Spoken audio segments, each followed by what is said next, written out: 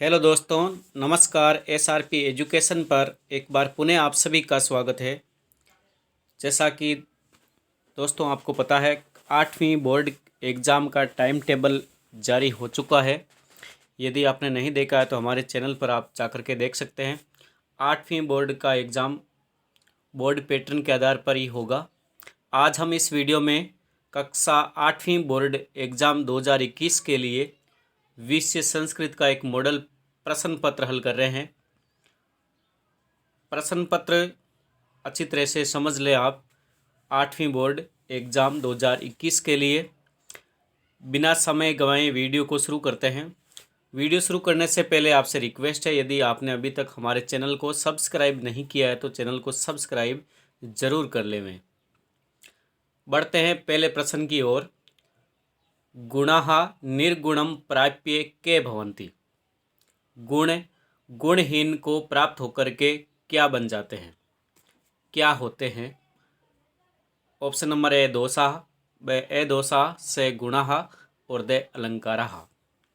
प्रश्न नंबर एक के लिए, जैसा कि आपको पाठ में आपने यदि श्लोक याद हो गई, श्लोक है गुणा गुणज्ञेषु गुणा भवन्ति ते निर्गुणं प्राप्ये भवन्ति दोषाः सुस्वादु तोयः प्रभवन्ति नद्य समुद्रम आसाद्ये भवन्त्य अपेयः। गुण है वो गुणवान के पास में रहने पर ही सद्गुण माने जाते हैं। वही गुण यदि गुणहीन के पास में जाता है तो वह दोष बन जाता है। तो प्रश्न नंबर एक का ऑप्शन नंबर ए राइट होगा। गुण है जो गुणहीन के पास में जाकर के दोष बन जाते हैं। प्रश्न क्रमांक 2, सिंहस्य किम नाम आसीत। पाठ के अनुसार शेर का क्या नाम था? ए ऑप्शन नखमुख है, ब खरनखर है, से दधिपुच्छ है और द लंबोदर है। तो पाठ के अनुसार दो ही नाम आए हैं। इसमें से ये शेर का नाम है खरनखर है और दधिपुच्छ है वो सियार का नाम है। तो ऑप्शन नंबर आपका बे राइट होगा। शेर का क्या नाम था? सिंह से किम नाम आसीत, खरनखर है। अगला प्रश्न है निज निकेतनम कुत्र अस्ति। सदैव पुरतो निधेहि चरणम पाठ से लिया गया यह प्रश्न है। निज निकेतनम कुत्र अस्ति। ऑप्शन नंबर ए इसमें राइट होगा, गिरि शिखर है। अगला प्रश्न है दुर्भाग्यात जाले के बधे आसीत। दुर्भाग्य से जाल में कौन बंधा हुआ था? व्याध शिकारी, बे कपोते कबूतर, से व्याघ्र और दे महिष है। तो ऑप्शन नंबर इसमें से राइट होगा, व्याघ्र है जो जाल में बंधा हुआ था। पांचवा प्रश्न है राकेश से भगिनी का आसेत। पाठ के अनुसार राकेश की बहन का क्या नाम था? राकेश की पत्नी का नाम था माला और बहन का नाम था शालिनी। से ऑप्शन राइट होगा। अगला प्रश्न है रमेश है, इस पद में संधि कौन सी है? चलिए देखते हैं रमेश का संधि विच्छेद क्या होता है। रमा प्लस ईस है। आ और ई गुण होकर के एक की मात्रा बनती है, तो ये गुण संधि है। ऑप्शन नंबर ए इसमें राइट हो रहा है। सातवां प्रश्न है अस्माकं देशे कति केंद्र शासित प्रदेशाः सन्ति। सप्तभगिनी पाठानुसार, सप्तभगिनी पाठ के अनुसार हमारे देश में कितने केंद्र शासित प्रदेश है? तो पाठ के अनुसार है सप्त, यानी कि 7 केंद्र शासित प्रदेश है। आठवां प्रश्न है आर्यभट्टस्य कर्मभूमि का आसीत। आर्यभट्ट की कर्मभूमि कहाँ थी? ब्रह्मपुत्र, पाटलिपुत्रम, बंग प्रदेशम या महाराष्ट्रम। तो पाठ के अनुसार पाटलिपुत्रम ऑप्शन सही होगा। पाटलिपुत्र है वो आर्यभट्ट की कर्मभूमि के रूप में कर्मभूमि थी। नौवां प्रश्न है से नद्या जलम आनयति अत्र रेखांकिते पदे का विभक्ति ही। रेखांकित पद है नद्या, इसमें कौन सी विभक्ति है? तो नद्या पंचमी और षष्ठी के एक वचन में आती है। पंचमी और षष्ठी के एक वचन में नद्या रूप होता है, तो यहाँ पर षष्ठी तो है नहीं। ऑप्शन नंबर द है पंचमी। दे ऑप्शन राइट होगा। 10वां प्रश्न है सुस्वादु तोया प्रभवंती नद्य है। गुणा गुणज्ञेषु गुणा भवन्ति उसी श्लोक से संबंधित है। गुणा गुणज्ञेषु गुणा भवन्ति ते निर्गुणं प्राप्य भवन्ति दोषा सुस्वादु तोयः प्रभवन्ति नद्ये समुद्रम आसाद्य भवन्ति अपेया। ऑप्शन नंबर दे राइट होगा। 11वां प्रश्न है पति पाषाणः परखरा इति वाक्य रिक्त स्थान पूर्यत। पति पाषाणा विषमा, मार्ग में विषम जो समान नहीं है, टेढ़े मेढ़े, पाषाण यानी कि पत्र है। सदैव पूर्तो निधि चरणम पाठ का ये प्रश्न है, तो ऑप्शन नंबर इसमें ए राइट हो रहा है। और ये ध्यान देने योग्य बात है, पेपर में आपको प्रश्न संख्या 1 से लेकर के 11 तक इस प्रकार की एक सारणी बना करके उत्तर जो क्रमांक है वो यहाँ लिखने हैं। जैसे 11वें प्रश्न में ए ऑप्शन राइट है, तो आपको यहाँ सारणी बना करके ए ऑप्शन लिखना है। 10वां प्रश्न में जैसे दे ऑप्शन राइट है, तो आपको यहाँ दे लिखना है। जो भी क्रमांक है वो यहाँ उत्तर लिखने हैं। क्रमांक आपका कोई भी ए बे से दे जो भी आपका सही उत्तर बन रहा है वो इस प्रकार की सारणी बना करके एक ही स्थान पर प्रश्न संख्या 1 से लेकर के 11 तक उत्तर लिखने हैं। जो भी क्रमांक है वो यहाँ लिखने हैं। 12वां प्रश्न है निर्देशानुसार क्रिया पदम लिखत। निर्देश के अनुसार है कि पा धातु दी हुई है, पा धातु यानी पीना, लठ लकार वर्तमान काल का रूप पूछा है और प्रथम पुरुष का बहुवचन पूछा है। प्रथम पुरुष के बहुवचन में क्या रूप होगा पा धातु का। पा धातु का अर्थ है पीना और लरिट लकार में तो रूप चलते हैं पाश्यति पाश्यते पाश्यंती, और बाकी सभी जो लकार है उनमें रूप चलता है पिब की तरह पिबत्ती पिबत्ता पिबंती। तो लट लकार प्रथम पुरुष का बहुवचन होगा पिबंती, पिबत्ती एक वचन, पिबता द्विवचन, पिबंती बहुवचन होगा पिबंती। चलिए आगे बढ़ते हैं। हस्त धातु लट लकार लरिट लकार प्रथम पुरुष का एक वचन बताइए। हस्त धातु हसती हसते हसंती, हस यानी हंसना, लरिट लकार का पूछा है तो हसिष्यति हसिष्यते हसिष्यंती, प्रथम पुरुष का एक वचन होगा हसिष्यति, लरिट लकार में होगा हसिष्यति।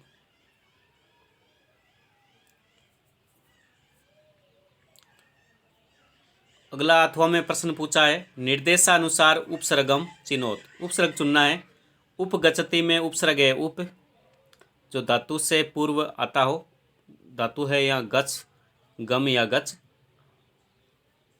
उप प्लस गम, उपसर्ग है उप।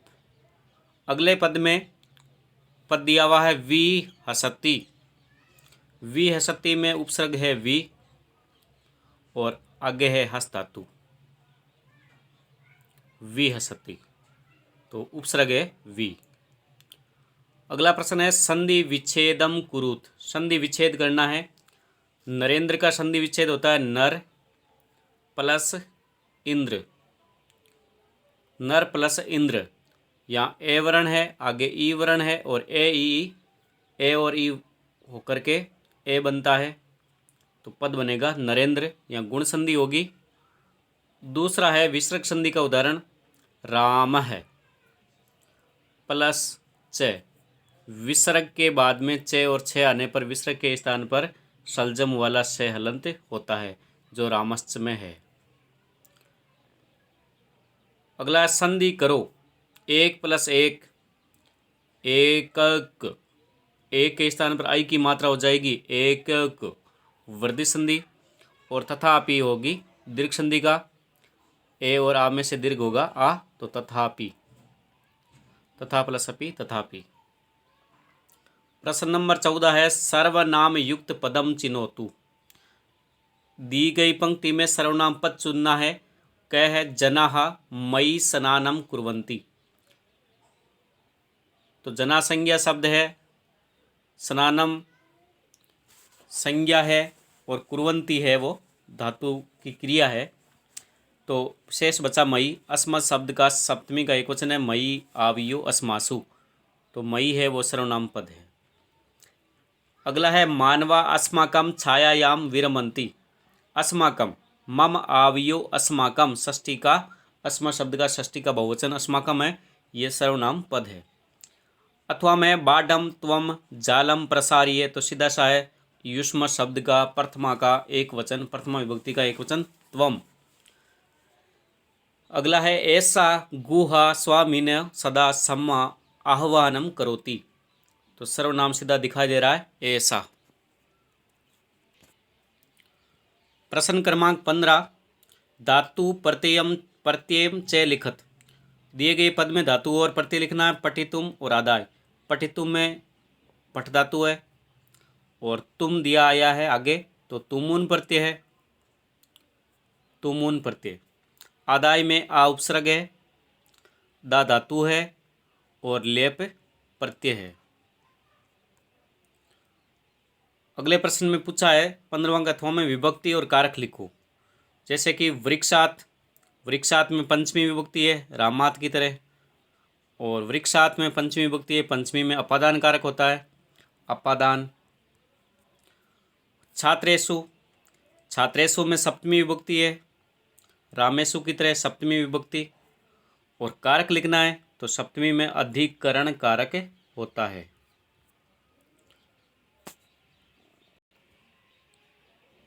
प्रश्न नंबर 16, अद्योलिखितानां पदानां विपरीतार्थक पदानि लिखत। विलोम शब्द लिखना है। पूर्ते का अर्थ होता है सामने, और पीछे के लिए शब्द होगा पृष्ठतः, पीछे। स्वकीयम, स्वकीयम का विलोम शब्द होगा परकीयम, परकीयम। स्वकीय में अपने लिए, परकीय में दूसरों के लिए। अगला है अद्योलिखितानां पदानां समानार्थक पदानि लिखत। संसारे, संसारे का समानार्थी शब्द होगा लोके, लोके यानी संसार में। समीपम का होगा निकषा यानी कि निकट, समानार्थी पद। अगला है 17वां प्रश्न, विशेषण पदम लिखत।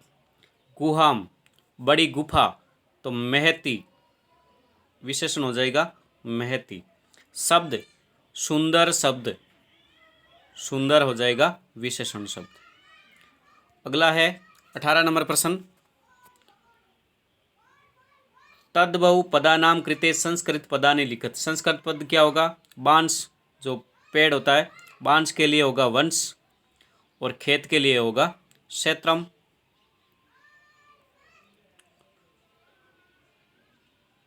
तत्सम शब्दानाम कृते तद्भव शब्दा लिखत। अद्य, अद्य का होगा सांप्रतम,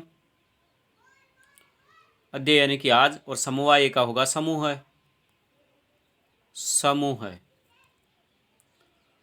अगला प्रश्न है 19 नंबर प्रश्न, संख्यावाची शब्दम संस्कृत भाषायाम लिखत। संस्कृत भाषा में 70 को लिखते हैं सप्तति, और छात्रे के लिए लिखेंगे छात्राः, और संख्या कौन सी होगी? सप्तति, सप्तति यानी 70, सप्तति छात्राः। 3 पुस्तकें, तो त्रीणि नपुंसकलिंग होगा, त्रीणि पुस्तकानि, त्रीणि पुस्तकानि। 3 पुस्तकें के बाद में अगला है 15 है फल, पंचदश फलानि, पंचदश फलानि। संस्कृत शब्दानाम हिंदी भाषायाम लिखत। षष्ठी मानवा, षष्ठी को कहते हैं 60, मानवा यानी कि मनुष्य, चतस्र यानी कि 4, बालिका यानी बालिकाएं, द्वे नेत्र 2 आंखें। बढ़ते हैं 20वें प्रश्न की ओर। 20वां प्रश्न है, गुहाया स्वामी के आसित। गुफा का स्वामी कौन था? दधिपुच्छ नाम का जो श्रृंगाल था वो गुफा का स्वामी था। सदैव चरणम कुत्र निधेहि, सदैव चरणम पुरतः निधेहि चरणम, सामने रखना चाहिए। चरण कहाँ रखने चाहिए? सामने कदम बढ़ाने चाहिए। राष्ट्रे किम विधेहि, अनुरक्तिम, अनुरक्तिम। अगला प्रश्न है, चंचलेन वने किम कृतम। चंचल जो शिकारी था उसने वन में क्या किया? जालम विस्तारितम, विस्तारितम, विस्तारितम, जाल फैलाया। चंचलेन वने जालम विस्तारितम। राकेश से कार्यालय का निश्चिता। राकेश के कार्यालय में क्या निश्चित हुई? महत्वपूर्ण, इम्पोर्टेंट, महत्वपूर्ण गोष्ठी। गोष्ठी यानी कि मीटिंग। खरन खरे कुत्र प्रतिवसति, इसमें खरन खर कहाँ रहता था? कस्मिचित वने। जलम पित्वा व्याघ्र की में वदत, पूर्ण वाक्य में उत्तर देना है। जल पी करके व्याघ्र ने कहा। सांप्रतम एहम पिपास, सांप्रतम मया पिपासा शांता अभवत, सांप्रतम बुभुक्षितो अस्मि। और सर्वम किम समीते, सभी कुछ है वो स्वार्थ पर निर्भर होता है। स्वार्थम राकेश शालिनी कुत्र गंतुम कथयति, चिकित्सकाम प्रति, चिकित्सकाम डॉक्टर के पास जाने के लिए कहा, चिकित्सकाम प्रति। प्रश्न नंबर 22, मंजूषा में पद बनने हैं। अस्माकम देश से राज्यानि सन्ति, तो 29 आएगा। एतद अतिरिच्य केंद्र शासित प्रदेशापि सन्ति, सप्त आएगा। 7 केंद्र शासित प्रदेश। भवती अपि अस्माभिः सार्धम चलतु। क्या है? यदा पृथिव्या छायापातेन चंद्रस्य प्रकाशे अवरुद्धते तदा चंद्रग्रहणं भवति। और खे होगा पूर्वस्याम दिशायाम उदेति सूर्य, पूर्व दिशा में उदय होता है। और असौ शिखर पुरुष से आशित,